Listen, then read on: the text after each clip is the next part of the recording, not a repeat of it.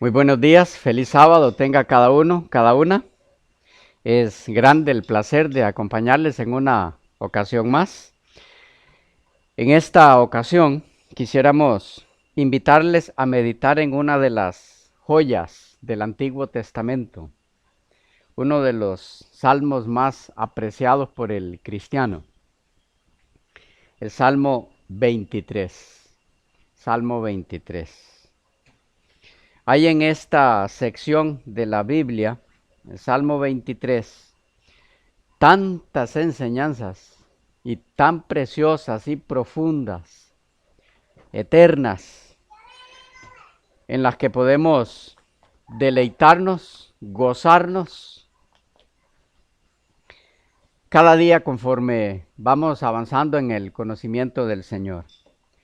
Quisiera invitarles en primer lugar a que leamos el Salmo en su totalidad. Es pequeño, solo son 6 versículos, así que podemos hacerlo con facilidad. Salmo 23, los versículos del 1 al 6. Dice así: Jehová es mi pastor, nada me faltará. En lugares de delicados pastos me hará descansar. Junto a aguas de reposo me pastoreará. Confortará mi alma. Me guiará por sendas de justicia por amor de su nombre. Aunque ande en valle de sombra de muerte, no temeré mal alguno, porque tú estarás conmigo. Tu vara y tu cayado me infundirán aliento. Aderezas mesa delante de mí en presencia de mis angustiadores. Unges mi cabeza con aceite, mi copa está rebosando. Ciertamente el bien y la misericordia me seguirán todos los días de mi vida, y en la casa de Jehová moraré por largos días. Como les decía, estamos ante una joya del Antiguo Testamento, uno de los salmos más amados por todos los seguidores del Señor. Aunque no vamos a poder profundizarlo mucho porque realmente, hermanos, hay aquí demasiadas cosas, muchas cosas. Vamos a tratar de extraer juntos de esta perla eh, algunas lecciones para nuestra vida práctica que nos ayude a amar más a nuestro Señor, el pastor de este salmo, a conocerlo más, a conocer más de sus planes maravillosos y eternos para nosotros, de su amor por nosotros, de su bondad, de su cuidado, de su misericordia por nosotros. Así que, por lo menos, la idea es que podamos captar algunas de esas lecciones entre tantas que hay en él. Empecemos en primer lugar. Hemos orado ya, así que vamos directo al estudio de la porción que tenemos aquí de la palabra del Señor. Pensemos por un momento en la época en la que se compuso este salmo. Fue probablemente en el ocaso, al final de la vida de David. Fue compuesto en Mahanaim, donde David había huido de su hijo Absalom, según 2 de Samuel 17:24. Por lo tanto, fue escrito después del pecado de David con Betsabé. El alma de David estaba abatida a causa de todos los problemas que estaba viviendo, según leemos en Salmo 42:11, que ustedes pueden repasar luego en casa. Su hijo Absalón lo había obligado a huir de Jerusalén y lo perseguía. Es más, trataba de matarlo. Este salmo pertenece a la época de la madurez de David, pero está basado en las experiencias de su juventud y describe escenas que él habría visto cuando, como joven pastor, andaba en las praderas y en las sierras de Judá. En segundo lugar, es importante que sepamos algo en relación a la posición de este salmo. La posición de este salmo es digna de notarse. Sigue al Salmo 22, es decir, la posición en la que está en el orden de los salmos. Sigue al Salmo 22, que es de modo peculiar el Salmo de la cruz. No hay verdes praderas ni aguas tranquilas antes del Salmo 22. Es solo después de que hemos leído, Dios mío, ¿por qué me has desamparado?, que llegamos al Señor, que es entonces el pastor. Hemos de conocer por experiencia el valor de la sangre derramada y ver la espada desenvainada contra el pastor, nuestro Señor, antes de que podamos conocer verdaderamente la delicadeza de los cuidados de ese pastor.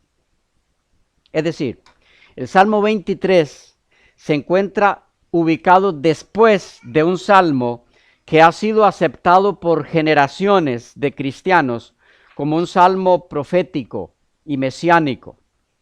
Y a veces ha sido llamado el Salmo de la Cruz por los escritores de los evangelios, quienes aplicaron algunos de sus pasajes a los sufrimientos de Cristo en la cruz. Y es que Cristo mismo se identificó como el sufriente del Salmo 22, al citar en su agonía la primera parte del versículo 1, Salmo 22, 1.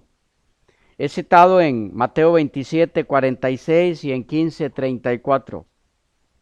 Por otro lado, el Salmo del pastor se caracteriza por una entrega total a la oveja, a tal grado que da su vida por ella. Y eso ya ha sucedido en el Salmo 22. Ahora bien, en la misma línea de la posición del Salmo 23 entre los demás, es muy significativo cuando miramos que el siguiente salmo, que sería ¿cuál? 24, el Salmo 24, es el Salmo de la ascensión de Cristo. Así que nuestro salmo está entonces ubicado entre el Salmo de la cruz, el Salmo 22, y el Salmo de la ascensión de Cristo, el Salmo 24. Esto ya debe decirnos algo que lo vamos a ver un poquito más detallado adelante. Repito, el Salmo, por lo menos para mencionar algo desde ahora, el Salmo 23 obviamente está entre el 22 y el 24. El 22 es el Salmo de la cruz y el 24 es el Salmo de la ascensión. No en vano, el Salmo que estamos por estudiar se encuentra en esa posición. El Salmo de la cruz, el Salmo de la ascensión. Cristo muere, luego resucita y se va.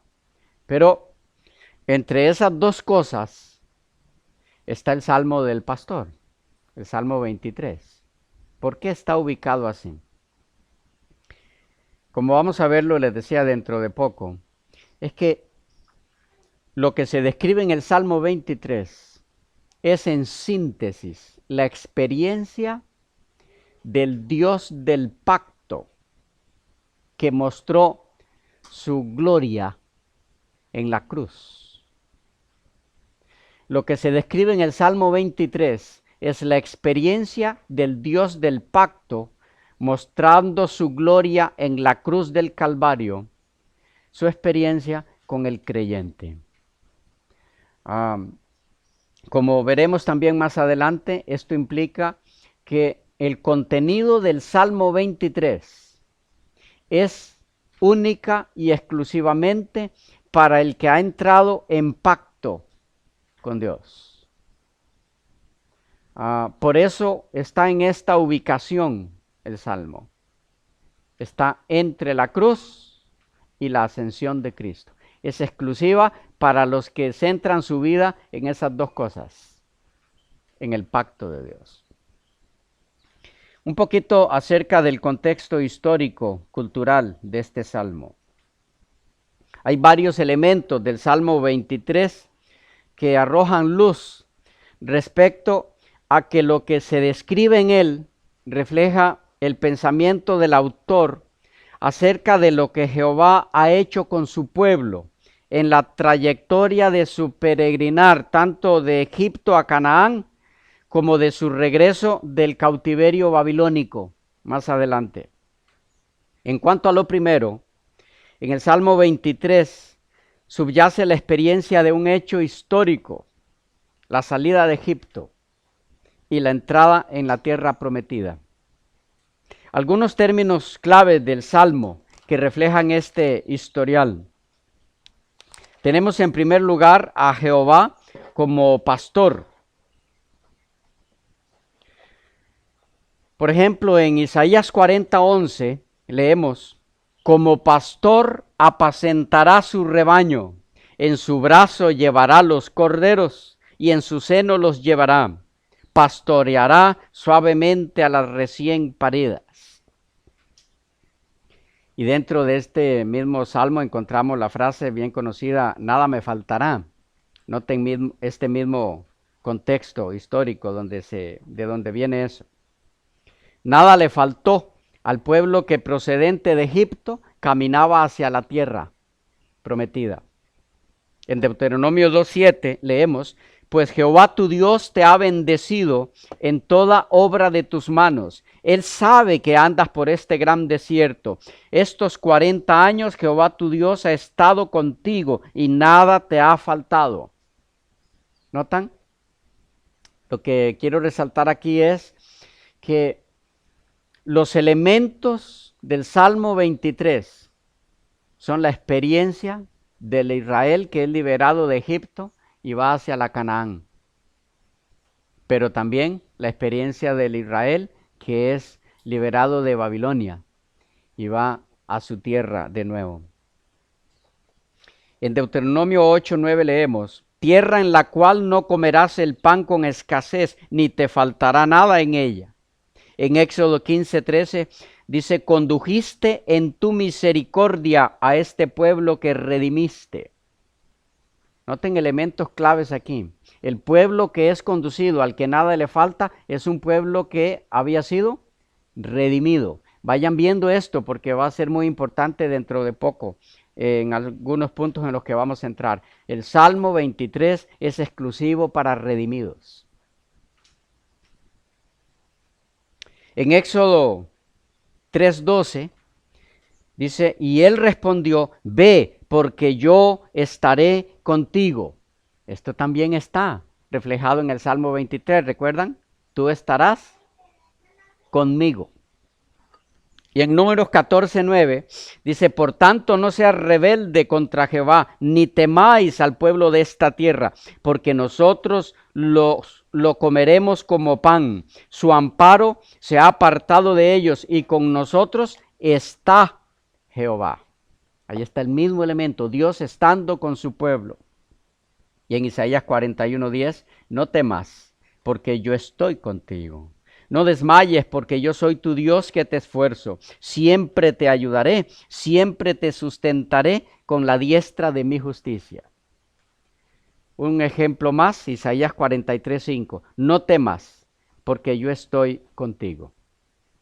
Bien, este trasfondo histórico, cultural del Salmo 23 lo hace más significativo para nuestra época, puesto que en la experiencia de la liberación de Israel del cautiverio egipcio y en su peregrinar por el desierto hay una gran cantidad de similitudes con la experiencia de la liberación del pecador del Egipto pecado, de su trayectoria por el desierto de este mundo opuesto a Dios y de su llegada a la casa del Padre.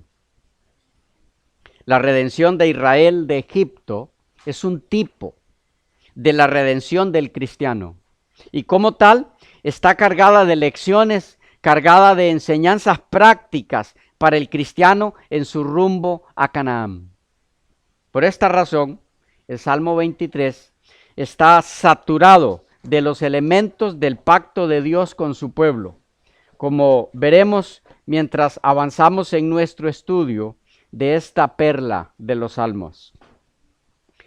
Sin más preámbulos, entonces, entremos brevemente en su estudio, que aunque no será exhaustivo, tendrá para nosotros lecciones muy preciosas. Entremos en primer lugar, hermanos y amigos queridos, en la estructura del Salmo 23. Hay una estructura en la que se basa el Salmo 23. Hay 12 referencias a Jehová, organizadas simétricamente como sigue. Versículo 1. Jehová, una vez. Vamos a ver las veces que aparece. Las referencias a Jehová en el Salmo, las veces que aparece. En el versículo 1 aparece una vez Jehová. Traten de seguirme en sus Biblias. En el versículo 2, ¿cuántas se encuentran? Él, 2 veces, sobreentendido en el castellano. En el versículo 3, él, 3 veces, sobreentendido en el castellano. En el versículo 4, el tú aparece 3 veces. En el versículo 5, el tú, en referencia a Jehová, aparece 2 veces, sobreentendido en el castellano. Y en el versículo 6, Jehová, una vez. Parece obvio que este notable arreglo no pudo haber ocurrido al azar y muy poco probable que David lo hubiera inventado por su cuenta, porque además de esto, hay 17 referencias a la oveja, que es el creyente. Y entre estos dos números, el 12 y el 17, hay una lección muy importante. Pero veamos primero las 17 referencias a la oveja. ¿Y cuáles son las lecciones que de allí se desprenden para nosotros? Voy mencionándoles el versículo y las ocasiones en las que se hace referencia a la oveja. Versículo 1. Jehová es mi pastor. Nada me faltará. Versículo 2. Me hará descansar, me pastoreará. ¿Cuántas llevamos? ¿Ah? 4. Algunos gozaban un poco porque conforme iban leyendo esto y decían, nada me faltará, me hará descansar, me pastoreará, sonaba como oveja, me. En el versículo 3, confortará mi alma. 5. Me guiará. 6. Versículo 4. Aunque ande en valle de sombra de muerte, yo, la oveja. 7. No temeré mal alguno. 8. Porque tú estarás conmigo. 9. Tu vara y tu callado me infundirán aliento. 10. Versículo 5. Aderezas mesa delante de mí. ¿Cuántas llevan? 11. En presencia de mis angustiadores. 12. Unges mi cabeza. 13. Mi copa. 14. Verso 6. El bien y la misericordia me seguirán todos los días de mi vida. 16. Y en la casa de Jehová moraré por largos días. 17 alusiones a la oveja. Si a esto le añadimos que todo el contenido del Salmo está distribuido en 6 bloques de pensamiento que han sido bosquejados en 6 versículos, esta estructura se vuelve muy sugestiva. Algo nos quiere decir el escritor inspirado.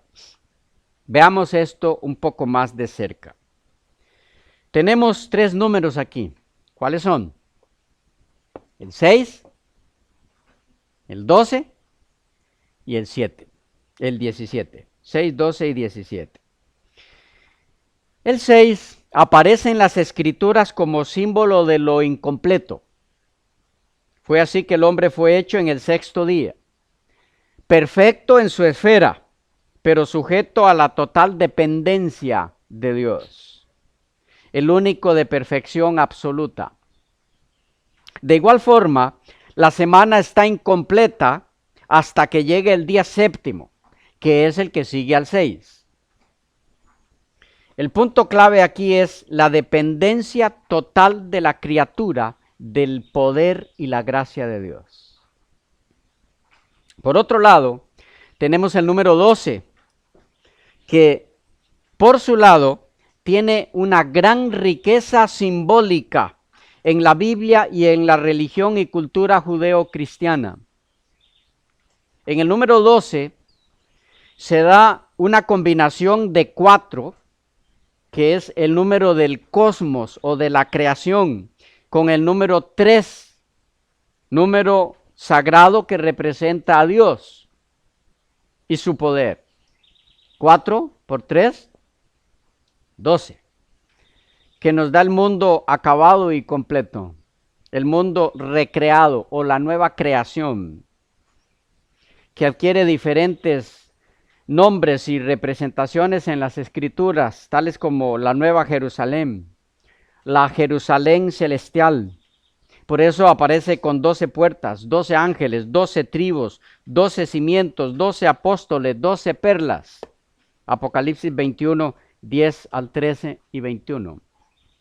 El 12 es símbolo del pueblo de Dios, de los redimidos por Dios, representados escatológicamente por las 12 tribus, simbólicas de donde proceden los 144,000 que han sido rescatados de entre los hombres. Y por otro lado tenemos el número 17, número que se asocia en la Biblia particularmente con la doctrina de la seguridad en Cristo y de la inseguridad desde el punto de vista negativo del humano en sí mismo. Por ejemplo, en Romanos 8, 35 al 39 se señalan 17 categorías de oposición al cristiano, las cuales jamás, termina diciendo el apóstol, nos podrán separar del amor de Dios que es en Cristo Jesús, Señor nuestro. Otro ejemplo, el arca de la seguridad que llevó a aquellos creyentes a través del terrible juicio del diluvio catastrófico, reposó según el registro bíblico a los 17 días del mes. Después que el diluvio había venido, a los 17 días del mes, 5 meses antes, según Génesis 8, 4 y 7, 11. Sin que el hombre pudiera hacer absolutamente nada para impedirlo. Ese número 17, en relación a la ocasión del arca, es símbolo de la incapacidad humana. Es interesante que la suma de todos los números, del 1 al 17, es decir, usted los coloca en forma vertical, 1, 2, 3, 4, 5, hasta completar 17, y luego hace la suma. ¿Qué tal si la hacen? ¿Le llevaría mucho? ¿Cómo están en matemática? Anotan del 1 al 17 hacia abajo, ¿ok? Como deben ubicarse. Y luego lo suman, es decir, 1 más 2 más 3 más 4 más 5 más 6 más 7 hasta llegar a 17. El total que les va a dar es 153. 153. Es un número que solo se menciona una vez en la Biblia. En Juan 21:11. ¿Podemos leerlo? Juan 21:11.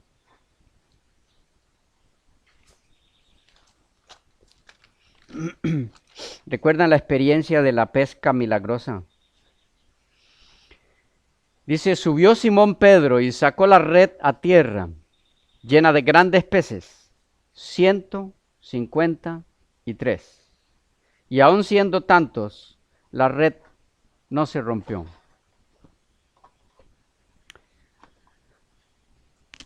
Este número es en referencia a la cantidad de peces que recogieron en la red.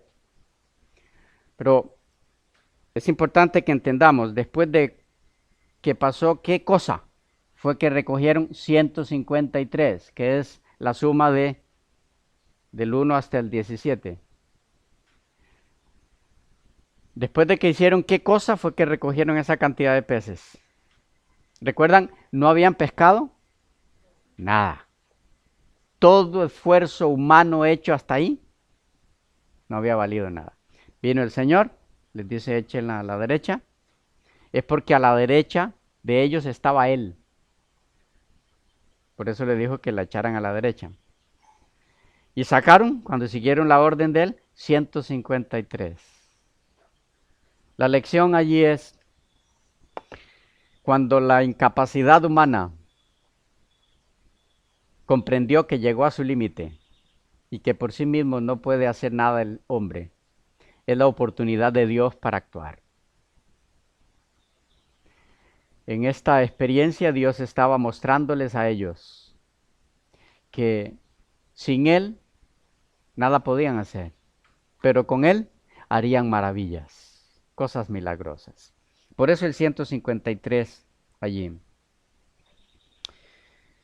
Por otro lado, la suma de los dígitos del número 153, 1 más 5 más 3, equivale a 9. Y 9 por 17 es 153 también. Y aun cuando esto último, el simbolismo del 17 y especialmente su relación con el 153, no podemos fundamentarnos mucho en él como un sólido, una base sólida, puesto que el número se menciona solo una vez en la Biblia. El asunto no deja de ser interesante y muy sugestivo, y en nada choca con la enseñanza bíblica.